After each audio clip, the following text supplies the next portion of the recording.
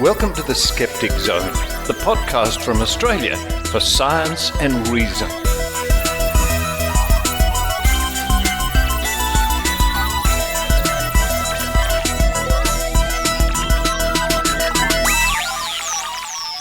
Yes, it's the Skeptic Zone podcast, episode number 933 for the 23rd of August 2026. Richard Saunders coming to you from the Skeptic Zone studios here in Sydney, Australia.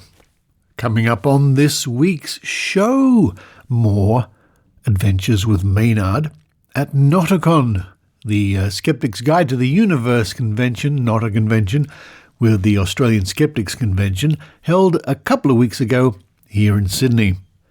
And this is a sort of a general run around with Maynard as he speaks with attendee Jeremy, some George Hrab fans, and Harold Lovatt, a scientist from the CSIRO.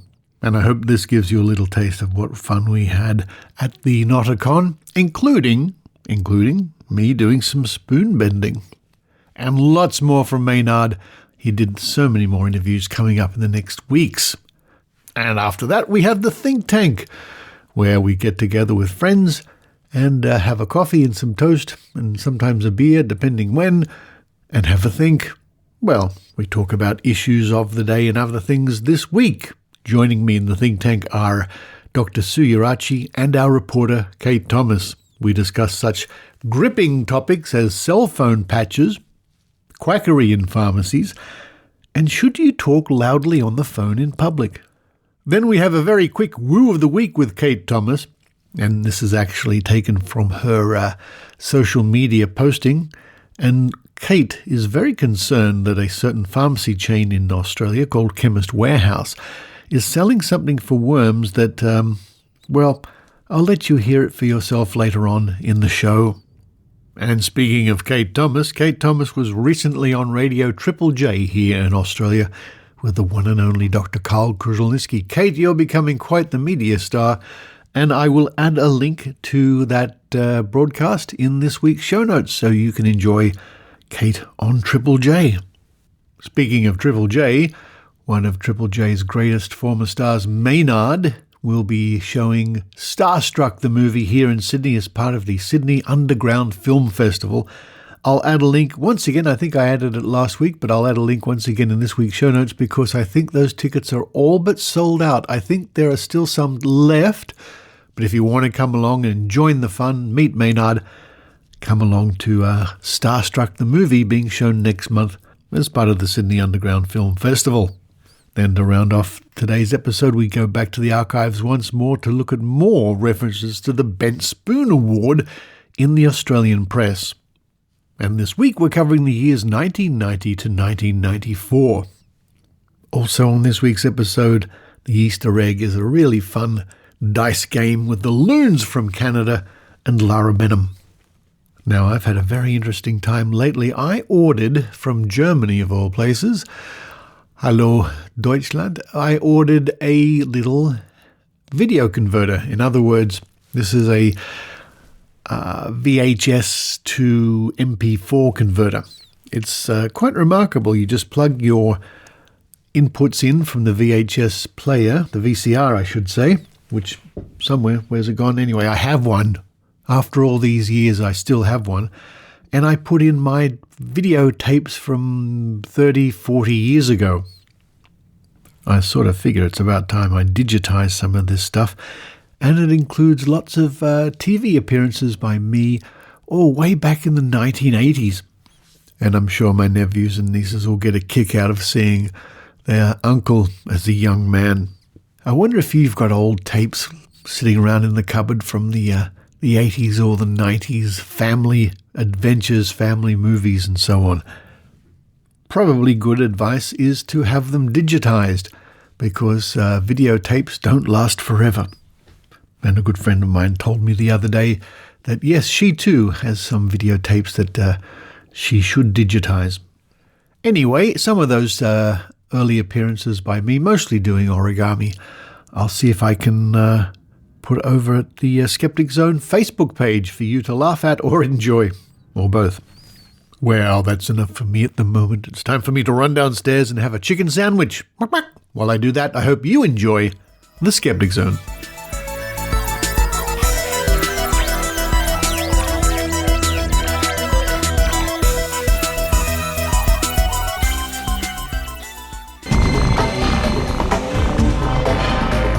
Here's Maynard's spooky action at a distance.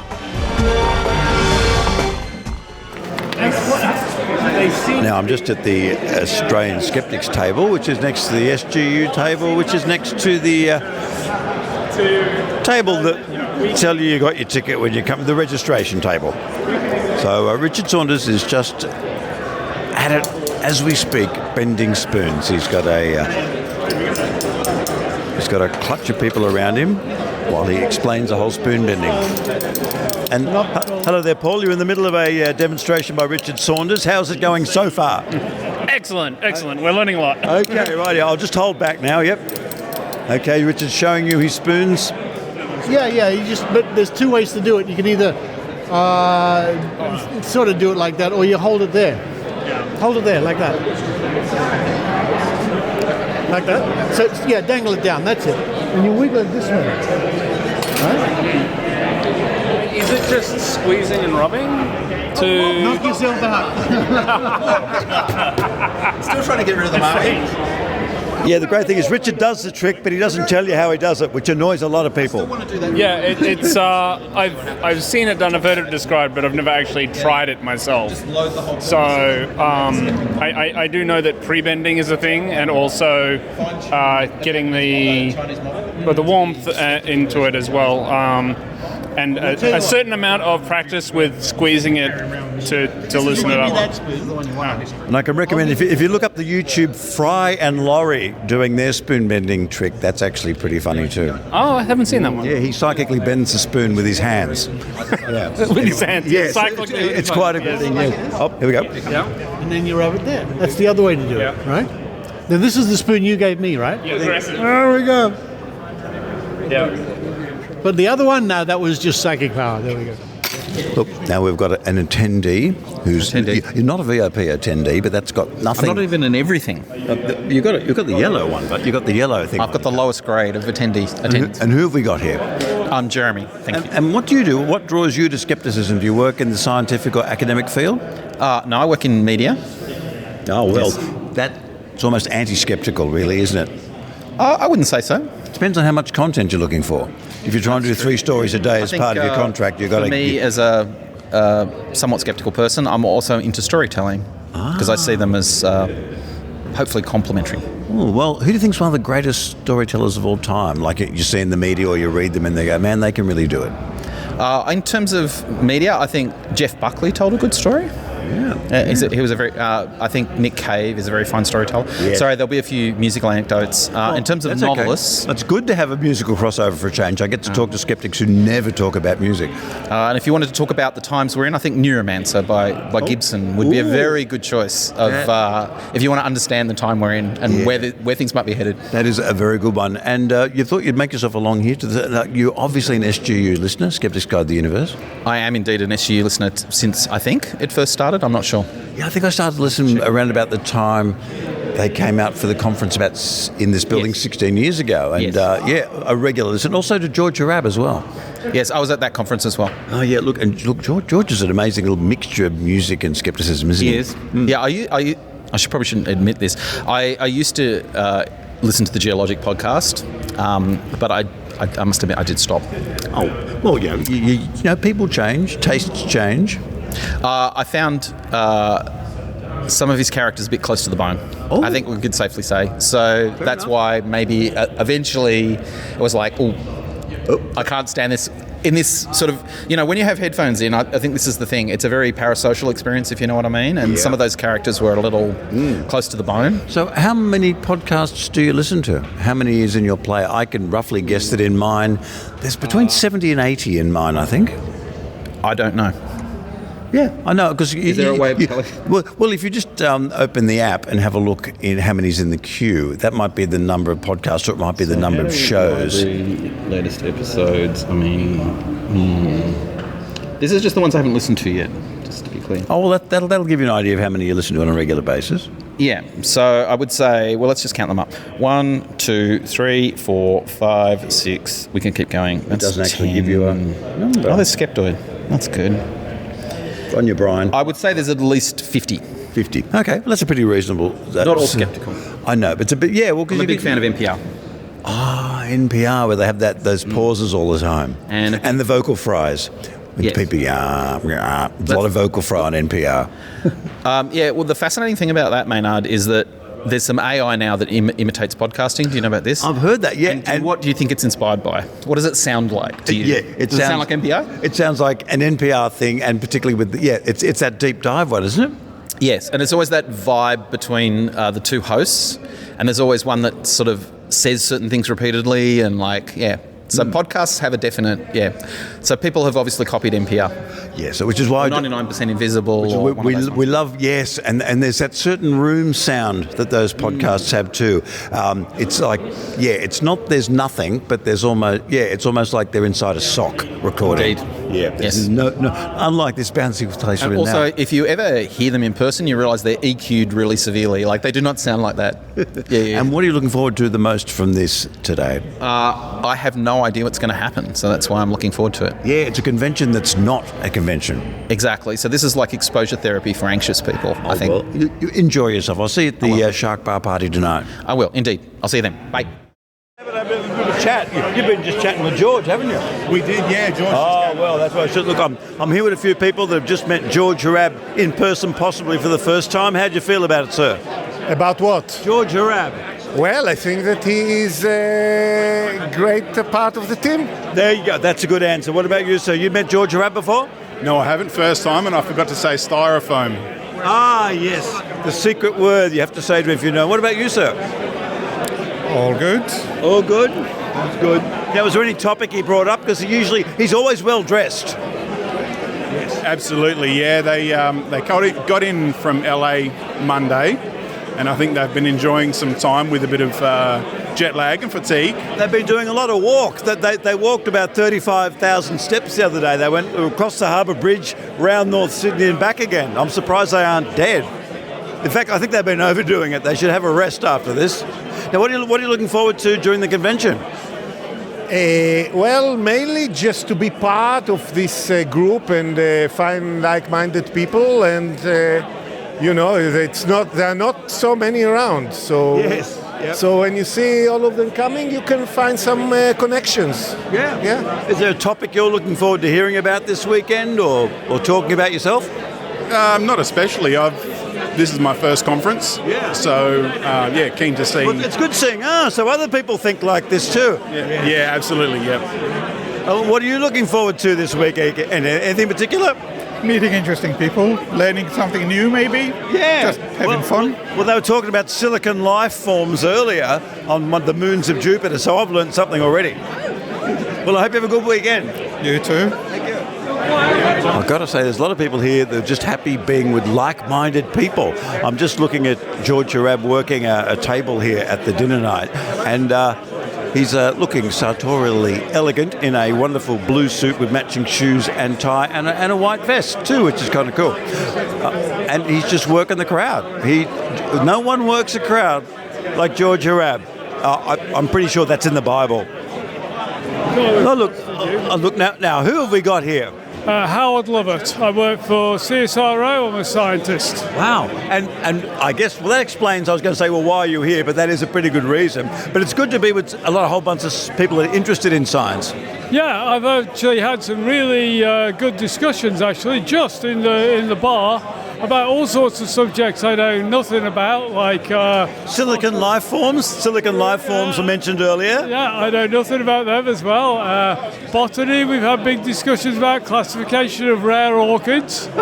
My expert subject, obviously. I was about to say, what is your specialty subject with CSIRO? Alternative energy, particularly battery systems and things like that, electric vehicles, that sort of stuff. Well, whenever I'm listening to the Skeptic's Guide to the Universe, invariably an article comes out about a new battery, and it always seems to be 5 to 10 years away, and you working in that field, is that the way it goes, that all the new stuff seems to be just out of reach? I think the Skeptics Guide actually do an excellent job of assessing these battery technologies and using skeptic in the other sense of the word. I think they're right to be skeptical about them. Most of them make outrageous claims that they couldn't come close to meeting, and I'm going to commercialise this in 12 months. It's absolute rubbish. I mean, but battery commercialisation takes decades. It's very, very difficult to do. It's harder than getting a battery that works in the lab. The real difficulty is scaling it up to mass production. Well, it must make you very annoyed working in the battery field for CSIRO, where all these papers are being put out by Chinese companies going, we've got this, it'll last all day, it doesn't lose its charge, and you're doing the legwork on the ground there, and they can just say anything because people can't check it. Yeah, well, that is annoying. It's not just Chinese companies. Australian and American and European are just as bad. So I'm English, and I came to Australia in '92. And I think you were still doing the breakfast show for a very short period of time, and then you moved to Saturday afternoon. Sunday afternoon fever, which I've just gave you my card, but I've been putting that up as a podcast because I recorded it all to DAT tape at the time, forgot about it, and then a couple of years ago, here's all the Sunday afternoon fever shows on DAT, and I was thinking, they won't play. They do. I love them. I've been listening to them. I really enjoy them. I love the interviews you did. Oh, thank you. And I mean, somebody mentioned Weird Al Yankovic. Oh, yes. Yep. You interviewed him. I remember you interviewing him. I wouldn't say we are friends, but we are acquaintances, and we've met many times. I think I was one of the few people that really embraced him when he came to Australia for the first time in 1988, I think. Yeah, I was a big fan of him then. I thought his movie UHF was great. And when he comes out, he always makes sure, you're still in the business, oh yeah, and he just come along. He's a really nice guy. Yeah, people said that. I like his stuff, but going back to your interviews, you interviewed some very interesting people who were maybe not very famous.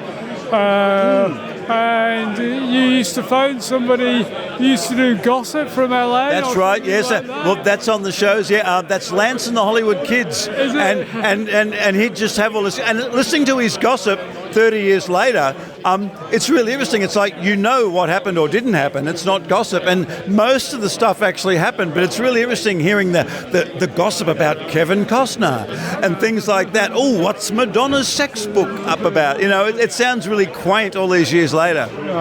Yeah, but I don't know how you picked the guests or how you found them, because they were very interesting, lively, out there people, and they seemed to be comfortable with you asking them questions, and they would say stuff that you think, well, you can't really say that on radio, but But I hope you enjoy your week with the most fashionable people in science here. As you can tell, look, I'm wearing the best suit I can. George Hrab dress as well. I know. Everybody else is like me, wearing a T-shirt, another nice suit. Yeah. And look, and for people that are going, well, where's my better battery? What do you tell them? How long have I got to wait? I don't think you've got to wait at all. I think the current batteries are very, very good, and they're only getting better, and in particular getting cheaper. Yeah. So I think it's absolutely the time to do everything with batteries at the moment. Perfect spot. Thank you, sir. Enjoy your weekend. Thank you very much. Enjoyed chatting to you.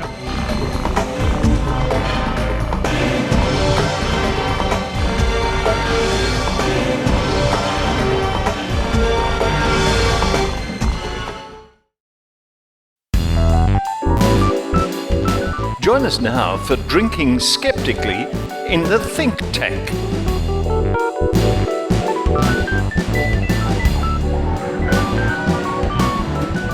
Hello from a very noisy cafe here in Glebe in Sydney. What is this place called? It's called the Butcher and the Farmer. The Butcher and the Farmer, and the tram And sheds. Spam. And Spam. What? Why Spam? The butcher, the farmer, and Spam. No. That's an old, is it Goons or Monty Python? Must it be. shows my age. Spam is Monty Python. There you go. Must be. Sounds like it. Now that's the voice of Sue Ieraci. Hello, Sue. Hello, Richard. Showing both my age and my poor memory of old British comedy. That's right. And the other voice, of course, is none other than... me. Me? No, me. it's not me, it's you. It's Kate Thomas, Hello. who does 20 different podcasts. 20, about feels like it. Well, how many podcasts are you doing, Kate? Only Skeptics. Yeah. When you ask me, when you ask me to, and my my clinician education one, Yeah. the Pop Pod, and occasionally Dinner Time. Dinner Time, yeah. Occasionally Dinner Time, and then On the Moans, which I have to re-energize myself about. Yes, no, that's fine. That's fine. I mean, how many episodes of On the Moans have you done? I don't know. Oh, that many, huh? Since December. I'll look in my... I can probably tell you. I don't know. Not as many as you. That's for sure. That's for sure. And you do prescribe or pass? Yeah, so that's just a new one that I started.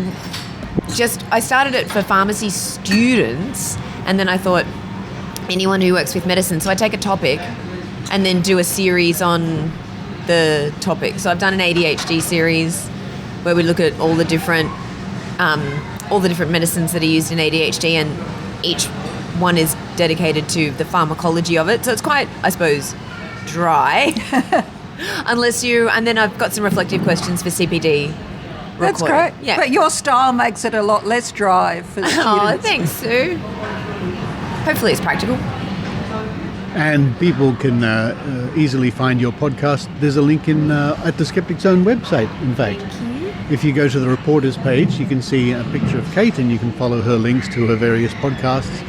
And Kate, we were just having a chat over coffee that we've known each other for roughly a year. We're coming up to our anniversary. It's Are you celebrating? Yeah, with toast and coffee right now. And soup. It's quite unbelievable that there was a time where I didn't know you, Kate. It seems strange, doesn't It's so nice to have been introduced to all your lovely friends. Ah, like Sue Ieraci. Like Sue. Yes. Oh, thank you. Yeah. Anyway, It's interesting how we find like-minded people amongst our cohort. now, Sue, I saw you recently at Skeptics in the Pub, where we had a very enjoyable talk about robots and artificial intelligence. Yes, that's right. Oh, is that where the sex robot comment came from? Yes. Oh, I didn't understand it. That's right. That's a comment for another day. There was now, but we're here just having an informal get-together, just to catch up and see each other. But Kate, you said you had something to spring upon us. Well, no, I had an experience before I came, and I didn't fully understand it. So I thought, what better way to unpack it than with you two clever minds? I'm in the nail salon, had my nails done. Yeah. I'm in the nail salon, and it's quiet, so they didn't have anything on. There wasn't any music, or often they have the TV on showing some morning show, whatever, and it was completely quiet. And they're lovely Thai ladies who do it, but they're really quiet. And there was another lady in there getting her toes done, and she was on the phone in this completely silent room. So she's on the phone having so I now know a lot about this lady. I know that she's travelling to Hobart. I know there was a lot of discussion around whether or not she should upgrade to business using her Qantas frequent flyer points, or whether she should wait until you can bid. You know, they send you an email and you can bid as to Yep. And I know that Bill's coming to take off the kickboards, and hopefully they're going to have the kitchen renovated when they're away in September. And so there's very like a normal conversation, but it's just a monologue when you're only hearing half of it. And also, I guess I'm wondering, socially, like, so if you were talking to somebody else in this room, you'd put your heads together and you'd reduce your voice, because you would understand that the room is quiet. She was speaking at quite, I would say, an outside voice volume, and it wasn't like she wasn't saying anything particularly bad. But then I was thinking, at what point do I have to be part of her conversation, A, and B, at what point does it become inappropriate? So what she's talking about, fine, but if she starts bitching about somebody else, is that okay? If she starts talking about some kind of horrible medical procedure that she's about to... I'm putting it out there to the group. Bit of oversharing, maybe. What do we think? Well, there's also the aspect about that is you're hearing half a conversation, which is jarring. Well, yes, except that I think it went on for such a long time. I know all about it. Well, on the train, I was on the train just the other day, and a call came in, and I spoke soft. I was, I don't want to say embarrassed, but I just spoke very quietly and quickly, and I didn't say much because I didn't want to have a conversation in front of just. So I think you've nailed it, Richard. You've spoken quietly and quickly. Yeah. So I don't think anybody's saying that you can't take a phone call in a public place. But don't broadcast. But I just wonder if that was I don't know. Because I also thought, I'm also sitting across from my lady. She's doing my nails. We're not having a conversation either particularly. We're not having a conversation. But I would feel rude to be on the phone I might say, oh, sorry, answer the phone to my children, say, yep, no, that's fine, and then hang it up. But I wouldn't sit there for the full 40 minutes on the phone whilst somebody else was doing... I don't know. So what you're saying was, apart from you and your nail technician, her own nail technician was working on her while she completely ignored her and spoke to someone else. I just felt like it was a little bit gross. I think that's called being oblivious to other people's feelings. But there are people like that. The other aspect of that is people who use their smartphones, like, you can't see this, the audience, but I'm just pretending I'm holding a smartphone in front of me, facing towards me. And talk like this. And put the other caller on speaker. Yeah. So you can hear both sides. Yeah. Well, that's a lot. You can hear both sides. I used to think, have people forgotten how to hold a phone up to their ear? They don't want cancer. They're worried about getting ear cancer and brain cancer. That's why those... Oh, my goodness. Those technologies developed, so you didn't have to hold your phone to your ear. Well, that's interesting you should raise that, because that's still going on, the scam, which is phone patches. Now, the Australian skeptics have seen many of these over the years. The ones that you stick this little sticker onto the back of your phone and it'll protect you from the blah, blah, blah. All of them have been nonsense, but they're still out there, and they've been out there for years. They come and go. Yeah. And there'll be a new so-called, air quotes, I'm doing, technology, usually with the word quantum. Yeah. Yes, and vibration. Frequency, vibration, quantums. Yes. The other thing I think about in that situation is that you might go to that nail salon because you like the quiet, meditative atmosphere, which that woman's completely invaded. Yes. I guess some people, it doesn't cross their minds. They're simply taking a call, and that's that. Yes, but that's strange, isn't it, to be completely to without... you and me, yes, but I always, in the back of my mind, think that the population of the world is made up of many different people, and sometimes you encounter these different people who think and act differently, for whatever reason. And when you do encounter them, and if they're like people who don't realise that you don't do this, well, that's just the way they are, Maybe they can be educated, I don't know. Look, maybe I'm not right. Maybe it's completely fine. Well, I wouldn't do it. Now, Kate, the other week, you went to a conference, and we were chatting about this a couple of weeks ago when we had our last get-together over coffee. And listeners will remember that we had Annie McCubbin and Dr. Angie there, you and I. And you were about to speak at a pharmacy convention, and I offered to come along and jeer and not jeer you, but no, not jeer, but jeer the other pharmacists who sell homeopathy. How did it go? So sadly, they cut my time down. They cut everybody's time down, not just my time. But I ended up only speaking about my palliative care experience. So I didn't get to speak about... Oh, how disappointing. I know, it was a bit. But anyway, so it went really well, thanks for asking, but it was in no way controversial.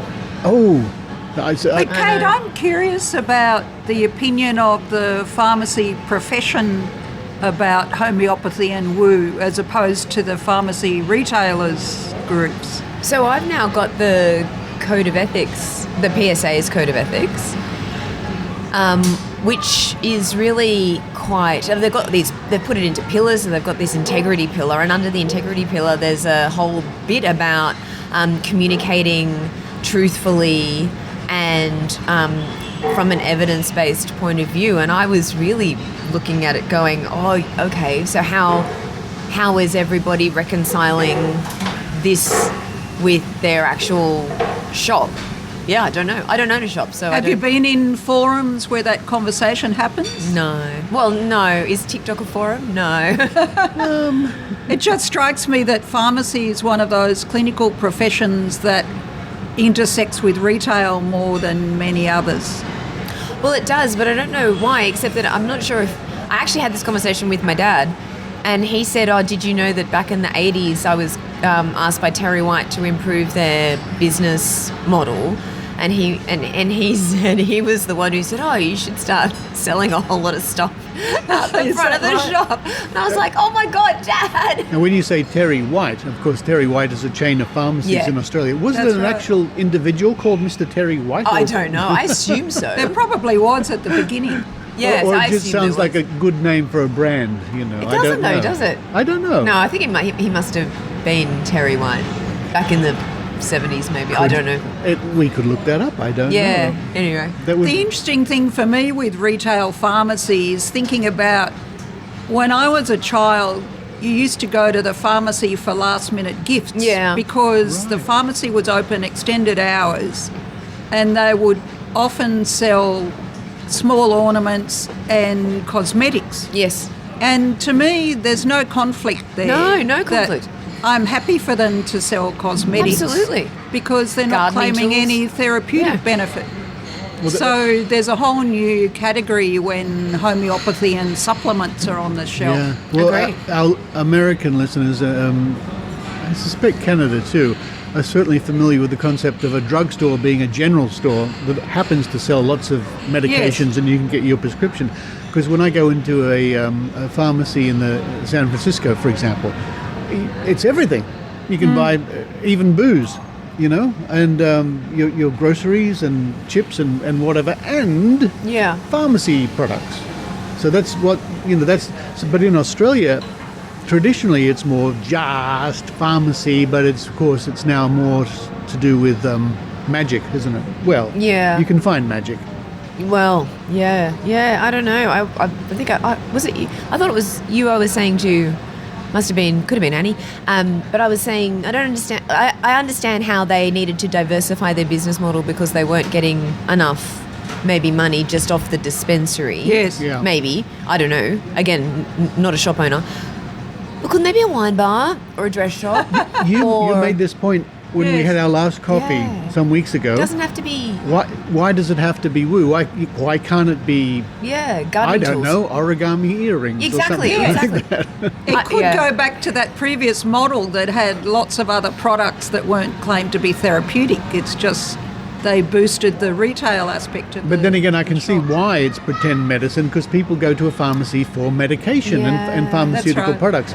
So if there's something on there that they're not told is magic and it's pretending to be medicine, they're more likely to buy it from a pharmacy, I suppose. I think so. I think that's the whole borrowing authority from the dispensary part of the model that doesn't sit terribly well with me. I mean, a lady came in yesterday when I was in the shop and she just said, I just feel... This is your pharmacy, right? Where I work, it's not mine. It's just where I work occasionally. And she said, I don't feel well. I've got a cold. My nose is running and I just don't feel well. What can you give me to make me better? And I said, well, we can sort of deal with you piecemeal. You know, I can give you some paracetamol for your fevers and some pseudoephedrine for your drippy nose. And she said, but what can you give me to actually make me better? I'm like, nothing. But I think she really wanted me to say, here, take this immunity booster. Yes. You know, that would have been... She would have taken that from me 1,000%. That's actually what she wanted. What she wanted was for me to say, if you swallow this many of these tablets, you will be cured. Yeah. It's a bit like that old joke that if you do nothing, the cold will last a week, but if you take this medicine, it'll be gone in only 7 days. Yeah, that's exactly right. Yeah. I used to see it more, but I haven't seen it for a while, I don't think. The copper bracelets. Oh, yeah. For rheumatism or arthritis or something? Yeah, they were popular a number of years ago. And you know what I find interesting about the marketing of those? That there's a Venn diagram between elderly people with arthritis and NRMA members who read the paper magazine. So if you flip through the NRMA magazine, there are two prominent ads for that generation. There are collectibles, like little ornaments that you supposedly keep forever and they cost a huge amount of money, except if everyone else has got one. And then there are the elderly arthritis cures, like the copper bracelets. Well, I'm glad you brought that to my attention. For our international listeners, the NRMA is our motorist organisation. Yes. It's like the AA in the United States. If you break down, then you can call them. And that's. I'm glad you told me that. That might be worth a Bent Spoon nomination. It could be. For next year. Well, I think they've also upgraded now to amber bracelets. Aren't amber? Well, years ago there was amber teething. Yeah. They're still around, the necklaces. amber teething necklaces, which babies can conveniently choke on. Yes, when that's the string right. breaks. Exactly. So, Kate, let's reflect on your past year. Oh. What a year it's been, because when I discovered you were doing the TikToks. You had your TikTok channel and you had your Barbara O'Neill channel. Yes, which I retired, that one. And then, but since our meeting where I wrote this grovelling letter to Kate and I said, will you consent to an interview, please? You didn't say that. No, I said interview request. Yeah, and I thought maybe she will, I don't know. And she said yes. I thought, oh great, how nice. So it was done with informed consent? Yes. It was informed consent, and it was my year of saying yes. Very good. Yeah. That's a good strategy. Yeah. Say yes. Try new things. That noise you can hear in the background is a coffee being made in the coffee machine over there. Look at that, all the steam coming up. Yeah. Or a hot cup of tea. How was your coffee? Something. My coffee was lovely. My coffee was good, yeah. Australia, folks, Sydney, it's good coffee. Yeah, we do. We do coffee. But yeah, the past year, it's been a whirlwind for you because you've exploded into the world of podcasting, really, big time, haven't you? I mean, the knowledge you've gained and the number of episodes and the different topics you've covered, and now you're like me, you're replete with all sorts of recording things and whatnot. I am. Yeah, it's great fun. Yeah. It's really great fun. It's really very enabling, I would say. That's good to hear. Now, again, the listeners can't see this, but I'm sort of on one side of the table. Kate is on my right and Sue is on my left. It's a little square table, and they both have microphones pointed towards them. But Kate, I'm using the microphone on the device. Yep. So when you're doing your dinner times, this might be something you can consider having the microphone facing you. Yes, I was looking at it. I don't have I see how yours is attached to a tripod. Yeah. I haven't quite got that kind of setup, but I could. That wouldn't be very hard. No. That's a whole new area of product to expand into. Yes. All Tripods. of the supporting structure. That's it. But you also are very prominent doing little video snippets on Facebook, TikTok, that sort of stuff. Yeah. So you do stuff to camera. Yeah. And you have all sorts of things in the background, and I think you get a lot of, shall I say, hits, a lot of mileage out of that. Yeah, well, yeah, I think people seem to enjoy the science-based content. Yeah, I mean, you're only ever speaking to a subset of people who, you can't please everybody. You really can't please everybody, so you should not try. But there's also nothing wrong with speaking to a like-minded audience because you're equipping them with the answers to a lot of questions that they can then debunk misinformation when they hear it.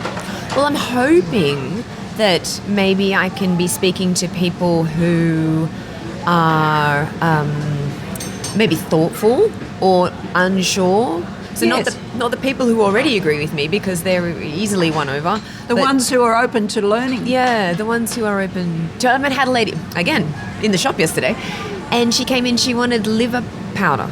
She came in asking for liver powder. And not is that powder made of liver? Yeah, I was just about to say, not powdered liver. No, sorry, beg your pardon. Powdered liver. She wanted an iron supplement.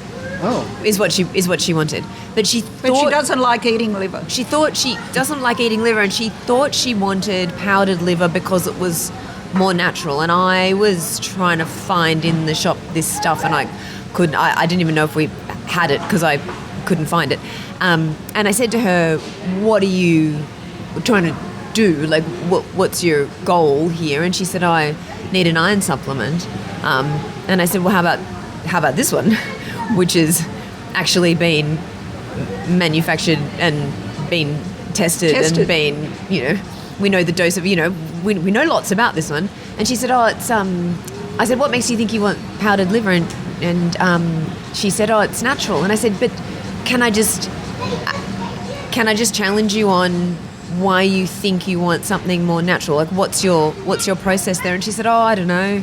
I just thought it would be better because it's natural." And I said, "Okay, but is it okay? Can we keep talking about this? Because this is interesting to me that you have this." Anyway, in the end, she went, "Okay," and took the stuff off the shelf. I mean, I don't know. Maybe that was just to get away from me. But some people, I guess what I'm saying is some people are open to the conversation. Other people, I guess you have to read the audience, don't you? And the other important thing, Kate, is that you were open to having the discussion rather than just selling a product. So you were also in a retail environment that's not so pressured that you just hand things over and go on to the next person. And also, I guess I've got, I have enough. You have the confidence. I have enough confidence. Yeah. But it must be frustrating for the young pharmacists who work in the supermarket type pharmacies to just churn over the retail store and not be a clinician. I imagine, though, do you think they even have anything to do with the front of shop? I imagine they sit right at the back.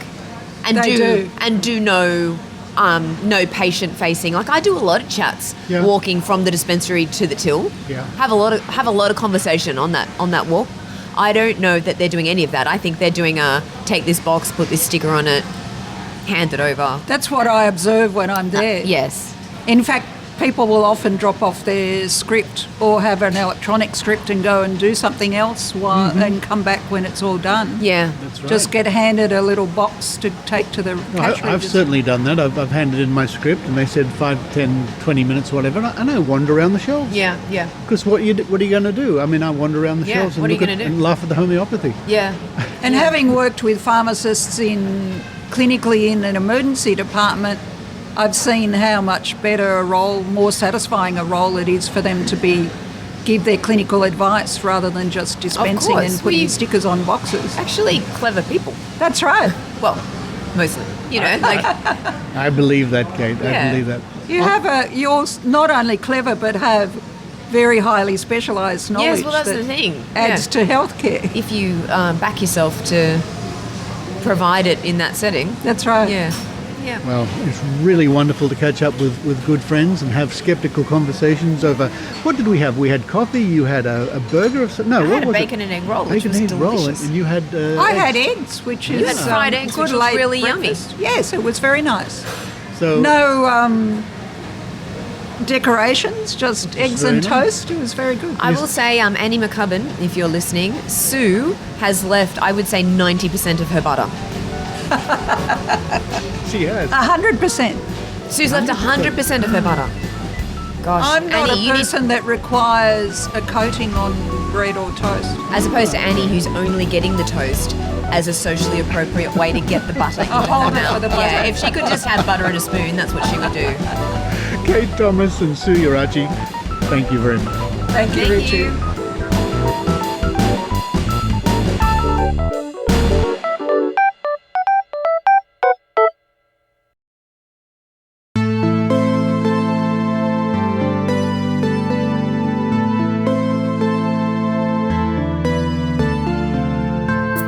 With all the weird, wacky woo that's worth watching, it's Woo of the Week with Kate Thomas.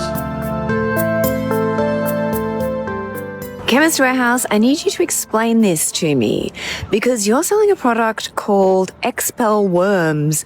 It literally says herbal deworming, and your website says it can help remove intestinal threadworms and pinworms. So it sounds like a worm treatment, right? Except turn the bottle around, wormwood, black walnut, pumpkin seed, and crucially, an Ost-L. Now, Ost-L does not mean the TGA has assessed this particular product and found that it actually gets rid rid of threadworms. The TGA is very clear. Austell medicines have not had a pre-market assessment of efficacy.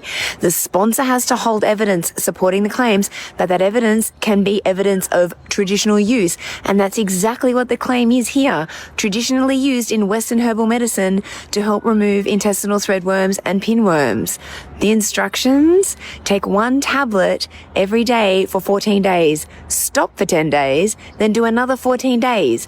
Meanwhile, we have actual pharmacy medicines for threadworm. The TGA monograph for mebendazole says 100 milligrams as a single dose for adults and children 2 years and over.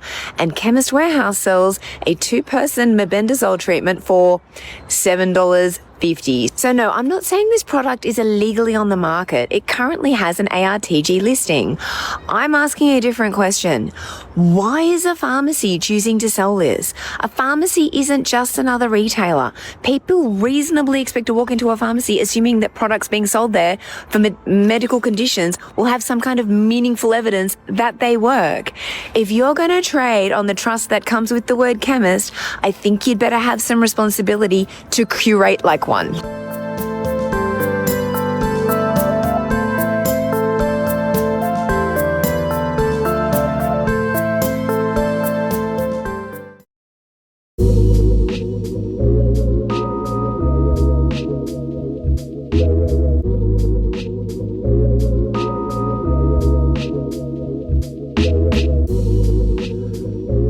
Now it's time once again to go back to those archives. You know where, I know where. We all know where, at Trove, at trove.nla.gov.au, and some more extra bits from here and there in my own personal archives, and from the Skeptic magazine. Of course, we're continuing our series looking at winners of the Ben Spoon Award and their mentions in the press. This week we're going to be looking at the early 90s. 1990, 1991, 92, 93 and 94.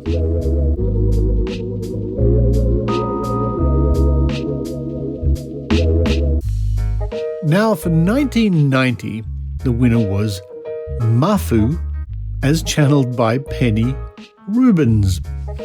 And on the Skeptics website at skeptics.com.au it says 1990 Mafu, multi-lifed entity, channeled by Penny Torres Rubin, and who, despite millennia of experience, was remarkable for the banality of his/her pronouncements. Now, I don't have very much at all about this particular winner.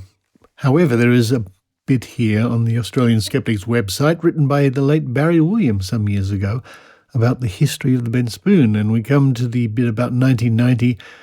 And Barry writes, channeling was all the rage in 1990, and Australia was treated to a visit from one Mafu, and that's spelled M-A-F-U, an ancient entity and our winner for the year. Mafu had been through many earthly manifestations, and his earthly channel, Penny Torres Rubin, drew many skeptics to her public appearances. They were distinguished by the entity's inability to speak any of his previously acquired tongues, which may have been unfortunate because the wisdom he dispensed in English was indistinguishable from vacuous drivel. Let's go now to the year 1991, and the winner was Woman's Day magazine, a very long-running, popular tabloid-type magazine full of news about celebrities and royals and things like that, sometimes cooking, although not so much anymore, I don't think, mostly celebrity gossip. And the listing at the Skeptics website says 1991 Women's Day magazine for its coverage and support of the paranormal, in particular astrology. And indeed, it was Women's Day magazine that I used extensively when I was doing the Great Australian Psychic Prediction Project, because quite often in the pages of that magazine, celebrity psychics would give their prognostications for more or less other celebrities. And what does Barry Williams have to say? He says, 1991 saw acceleration in the trend of weekly women's magazines to concentrate on purveying celebrity gossip and spurious New Age nostrums. In a closely fought battle, Women's Day was declared the winner over its largely indistinguishable rivals based on its higher circulation figures. And I couldn't find any other references in the media for 1991. Now let's go to the year 1992, and the winner was Alan Roberts, who was a creationist. Now reading from Barry Williams' report here, the winner for 1992 was someone whose name would have echoes through the 1990s. Dr. Alan Roberts, a fundamentalist pastor, had made headlines by being kidnapped by Kurdish rebels in Turkey after he had visited the site of what was, he claimed, Noah's Ark. His claims, made in public meetings about this extraordinary find, were subjected to scrutiny by scientists and skeptics alike, and revealed the paucity of his knowledge of subjects such as history and archaeology, in which he claimed some expertise. And paucity is a word I have not come across before. It says paucity, noun, smallness of number. And I did find a reference to this buried in a larger article from 1993 in the Canberra Times, Wednesday the 23rd of June, where it says, meanwhile, Professor Plimer is being sued by Dr. Alan Roberts, winner of the 1992 Australian Skeptics Ben Spoon Award, for his questioning of Roberts' claims regarding the discovery of Noah's Ark in the Mount Ararat region of Turkey. At the same time, Professor Plimer is suing Roberts for plagiarism of published material. But apart from that, there's nothing else I could find in direct relationship to Alan Roberts winning the Ben Spoon Award. So let's move on to the year 1993, and the winner was Steve Vizard's Tonight Live program on the Channel 7 network. Barry Williams writes, 1993 was another slow year, and the award went to Tonight Live on Channel 7 for giving publicity to various paranormal claimants. Some skeptics were not entirely pleased with this award, as there was evidence that this recipient had gone out of its way to receive it. And that was my memory from watching the show at the time, long before I was involved in the skeptical movement. I remember this happening, and that show would simply have a gaggle of psychics and clairvoyants and astrologers on. I think their aim was to win the prize for publicity. So let's round off with 1994. And the winner was a bit of a mouthful, was the Commonwealth Attorney General's office. Barry Williams writes, things looked up again in 1994. In a hard-fought contest, the Commonwealth Attorney General's office was named. This office, the custodian of the laws of the land, showed scant recognition of the laws of nature when it allowed its staff to take sick leave with certificates provided by the practitioners of entirely unsubstantiated alternative health modalities. And there was some press coverage for this. We turn to the Canberra Times, dated the 1st of June 1995, reporting on the previous year's Ben Spoon. A new excuse for one of those sickies. And a sickie is an Australian term for a day off being sick when you're sick. Yesterday's column passed on the advice contained in the journal XY Men, Sex and Politics, that New Age men should understand that very often women, quote, are simply not in the psychic space for sex, end quote. It occurs to us that not being in the right psychic space should excuse us from all sorts of things. For example, to say, quote, I'm not coming in today, I'm not in the psychic space for work, end quote, would be an appropriate explanation for a sickie for employees of the Attorney General's Department, which invited sick employees to obtain certificates of sickness from clinical phrenologists, iridologists, aromatherapists, and other highly respected witch doctors. Attorney General's is, as a result of this, the current holder of the Australian Skeptics annually awarded Ben Spoon Award for what they, the skeptics, call the most preposterous paranormal biffle. This year's winner will be announced at the weekend's Australian National Skeptics Public Convention in Melbourne. We have, of course, nominated Canberra consulting astrologer Milton Black for his star-assisted assertion after the ACT election that, yes, Ms. Follett would form a government. And I can only assume that never came to pass. And from the 12th of June in 1994, and this comes from the Canberra Times once more, Lovatt takes out Piffle honours. The Commonwealth Attorney-General has been awarded the Australian Skeptic's highest honour, the Ben Spoon Award, for this year's most preposterous piece of paranormal piffle, National President Barry Williams said yesterday. Talking from the annual Australian Skeptics National Convention in Sydney, Mr. Williams said the award, which bestowed great ignominy on the receiver, was in recognition of the department's enterprise agreement that would allow staff to present sickness certificates from some alternative practitioners rather than from medical practitioners. The award, which features a Ben Spoon mounted on a piece of wood from Noah's Ark, has only been claimed once, Mr. Williams said.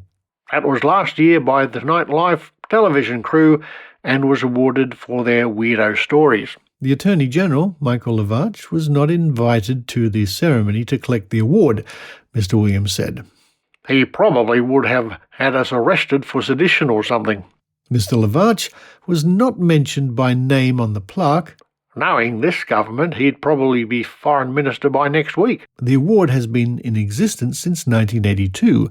This year's runner-up for the award was Brisbane City Council for enacting an ordinance that directed that in all new developments the number 4 was not to be used as a street number, quote, because the Chinese find it to be unlucky, end quote. Well, there we are, a few more bent spoons under our belt. That brings us up to the year 1984. And next week we'll be looking at the bent spoon being awarded to some people like an anti-vaxxer, a university, and a TV presenter. And possibly we might squeeze in a breatharian. But you don't have to wait for next week. You can read up all about the bent spoon at skeptics.com.au and then go to Trove at trove.nla.gov.au and see if you can find any references, because when you go there, you never know what spoons you might find.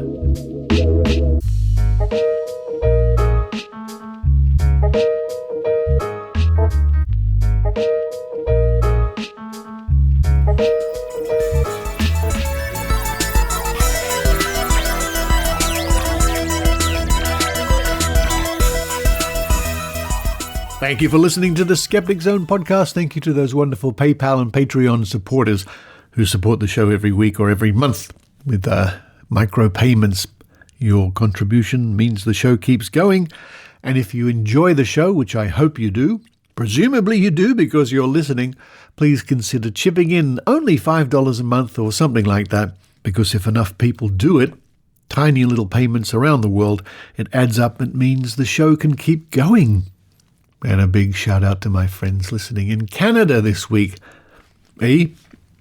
Oh, that maple syrup. Oh, Canadian Tire.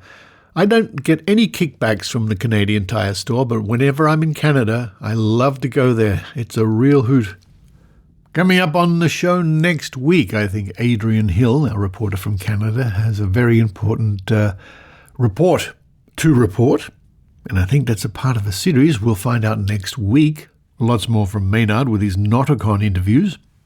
And coming up in the next few weeks, you'll hear interviews with people like Cara Santa Maria and Joe Schaefer, the skeptical Joe Schaefer from Melbourne. And Joe used to take part in a think tank, wow, many, many years ago.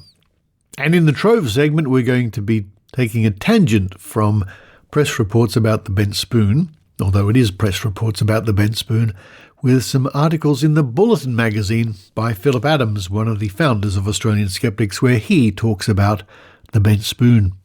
But for this week, almost, this is Richard Saunders signing off from the Skeptic Zone studios here in Sydney, Australia.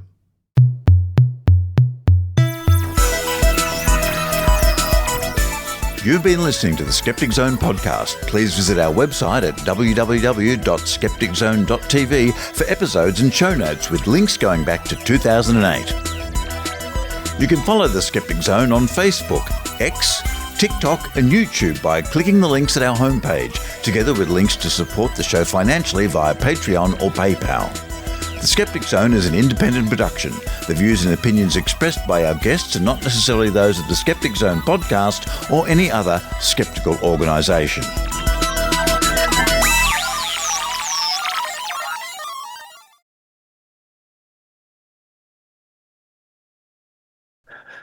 So do you want to fly this episode, Adrian? Fly the episode? Are we doing a whole episode? Cool. No. We're doing This is Adrian Hill in Skookum Studios. And on today's show of the Skeptic Zone podcast. That's not how I do it. Yes, it's the Skeptic Zone podcast, episode number blah, blah, blah, for the blah, blah, blah. Now it's time once again to go back to Trove. It's time once again to try and be Richard Saunders. Just rolling a fucking dice. Yeah, we're going to be. We have a whole crew here for the dice game today. Who are we? I'm not sure. Keep going. I think there's some loons from Canada. I think maybe Hello, Kate loons. and Allie. I'm not sure. Are you here, Kate? Well, it depends if the other Kate shows up or not. And Psychic Penny's here. Ooh. And there's a couple of Looney Tunes from Australia as well. Good morning. Hello. Got Lara here. And I'm the narrator for the Psychic Penny Adventures. Hello. Not a very good intro from me, but hey, you put me on the spot. What will happen next week? Will the crew of the slightly rusty bucket find the way back to the galaxy? Do you know how often I say snazzle-flurp instead of a curse word when I'm at work? Snazzle-flip. I just go for the curse word. Snazzle-flip. Now I'm not at school. I'm in a workplace where people do just swear, and I'm like, oh, this is great. I wish they would let me swear at work. Well, I'm pretty sure Snazzle-flip was invented by AI and me. It came up with something and I sort of tweaked it. I think you did, yes. One of the rare treats. And I was the first one who got to try and read it correctly, and I read it wrong. I'm probably remembering it wrong too, but snazzle-flurp is what I say. For those people who are wondering, if you go back, or if you go to the Skeptic Zone homepage, and down the bottom you'll see links to radio adventures or audio adventures, and one of them is The Adventures of Psychic Penny, starring as one of the characters, Emperor Snazzle-flurp. Who's not here tonight with us? Who's not here? Was that Maynard? No. It was That's Maynard. Yes. You don't know that he's not here. Is he hiding somewhere? Gonna pop out suddenly in a multicolored suit? No, he's actually really busy preparing for the Sydney screening of Starstruck, the movie from the 1980s. So that's very exciting. That looks fun. I should just hop on the rusty bucket and join you. Want to join me, Kat? Yeah, I'm in. Kat, Kate? Allie, Adrian? Yeah. Except whenever we do a Kate and Allie episode, I keep calling myself Kate and you Allie. I know. So not only do I call you Kate instead of Kat, I call you Allie now. I just have a brain that is very confused. Just don't call me late for drinks. There you go. This is what happens when I give over the control of the episode, folks. Anyway, Adrian, why are we here? We are here. Well, Psychic Penny has predicted that there are a number of dice that we all have, and we're going to try and predict and be psychic. Predict what the dice will roll. We're testing our psychic power. Yes. Do you have a dice, Laura, or are you depending on us to have them? Well, she's got a kitten. So do you want to go first, Richard? Roll your D6. Do we have special D6? Don't we have to say what our predictions are going to be before the roll happens? I think it's probably easier if we roll dice first and then make our predictions. It would be easy. That's what Adrian tends to do. I try and get away with it, but Kat always calls me on it. Well, let me start. I've got a Squaring the Strange D6 here. I'm holding up for everybody to see. So Adrian, what do you think it's going to be? I think it's going to be a 6. Oh, Lara? 4. 4. Kat? I think it's going to be the logo. Is that like a 1? 1. A 1. That's yes. a 1. And Richard will say 5. Ooh, a Susan why. Gerbeck. Here we go. It's a 5. Nobody actually saw it, did they? And Richard rolled it. Yeah, I don't know about that. You All right, skeptical Kat. people. You can go next. What kind of how many sides have you got there? I have got a D20 in my hands. Ooh. It's a gift from a certain origami master. I won't name names. Psychic Penny thinks that origami master might live in Australia. I believe he Psychic does. Penny's very psychic. So, Richard. Let me go first. I'm going to predict. It's a D20. Do I get two predictions? No. No. I'm going to predict 5. Ooh, a Susan Gerbeck again. Lara. 10. Ooh. Adrian. I'm going to pick 13. All right. And I always choose 19, and it's never 19. It's a 13. Oh my gosh. 13. Adrian is almost as good as Psychic Penny. What a We lucky have got number. some psychics in the room. I gotta say. Wow. There we go. All right. And Lara, you don't have a die, right? You can I'm pick using the the one, Google. though. Oh, So you I'm wanna using use the. Google? Okay. Well, Google has a roll a dice function. If you just Okay. type in roll a dice, it comes And up with how a many little sides? widget. How many sides? Whatever is we it? want. So I'm going to go with the D10. Okay. Oh, okay. So, hang on, we Richard? didn't make the predictions. We're gonna predict. See? Oh, Laura, you're right Let me after clear my own that. heart. I'm going to predict. Let's try that again. A 5. Oh, Susan Gerbeck. And what about you, Kat? A 7. 7. And I'm Proof I going to haven't done pick it yet. a 6. And what about you, Laura? I'm going to go with a 1. Ooh. Okay. Ooh. Here it comes. We're all looking at 1. It's a 1. Okay, So but you watched one. me do it. We did. We did watch we you. watched. Yep. So I'm the only one who hasn't gotten any. That's right. So it's your turn, Kat. Story of my life. So It's your turn, Adrian. You haven't rolled. Adrian. I'm going to do a D10.